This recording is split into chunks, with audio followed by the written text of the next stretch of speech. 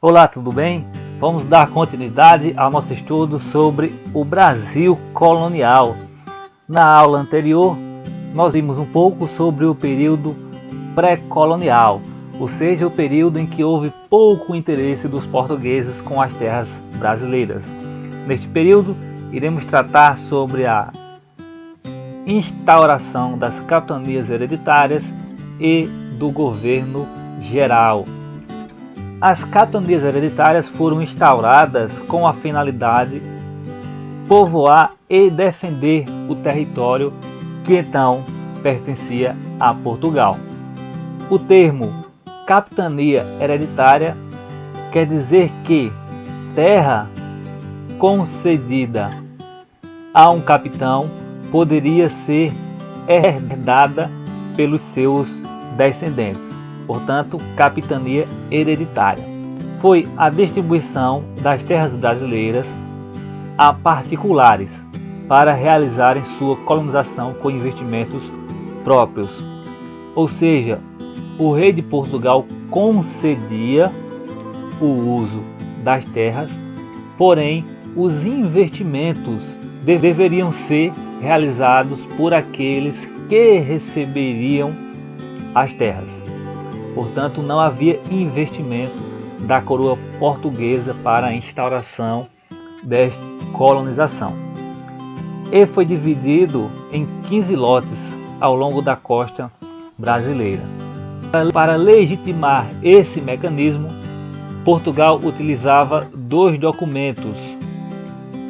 Um chamado Carta de Doação, que nele representava a concessão das terras.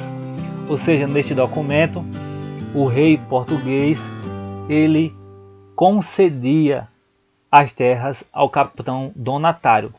E o foral, ou carta foral, que nessa carta continha os direitos e os deveres deste capitão donatário. Porém, serão enfrentadas muitas dificuldades.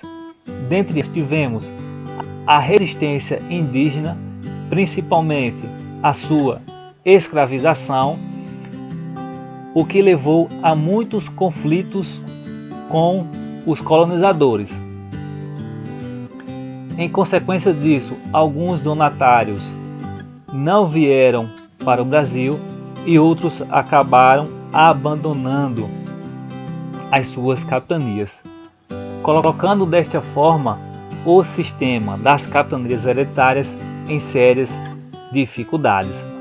Somente duas aí chegarão a obter sucesso, que é a capitania de Pernambuco e a capitania de São Vicente.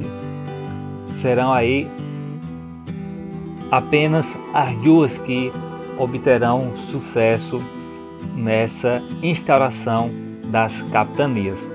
Em decorrência destas dificuldades, o governo português irá executar outro plano para colonizar, para efetivar a sua ação no território brasileiro.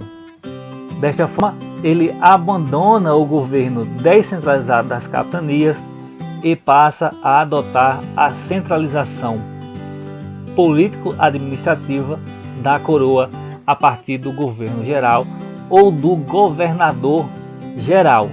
O primeiro desses governadores será Tomé de Souza, que fundará a primeira capital do Brasil, Salvador.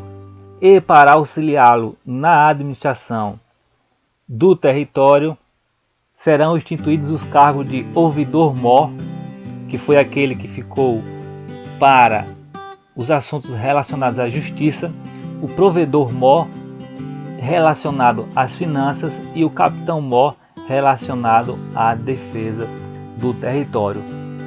O governador-geral ele realizava a centralização da administração colonial. As capitanias elas estavam descentralizadas. Os capitães donatários eles tinham uma relação direta com o rei de Portugal. E devido às dificuldades, dentre elas as comunicações, é instaurado o governo geral para centralizar essa administração. O governador-geral era o representante do rei de Portugal. Portanto, para as tomadas de decisões para gerenciar as capitanias hereditárias passavam a ser tomadas por meio do governador-geral. Não seria mais necessária a comunicação do capitão donatário com Portugal. Ele iria até o governador-geral. Desta forma, perceba que não é o fim das capitanias hereditárias.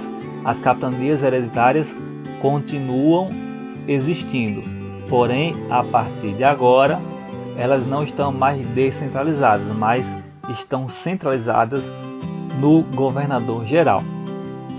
E dentre as suas finalidades, além de gerenciar essas capitanias, era fortalecer a defesa do território, pois estava fragilizada, combater e escravizar os índios. E essa vai ser a primeira mão de obra utilizada no Brasil, que depois será substituída pela mão de obra escrava oriunda da África. Temos aí, portanto, que o não sucesso da administração das capitanias hereditárias levou o governo de Portugal a instaurar o governo geral no Brasil. E isso levou à centralização da administração colonial neste governador, que tinha a função de coordenar as capitanias hereditárias, fortalecer a defesa e combater os índios, bem como escravizá-los.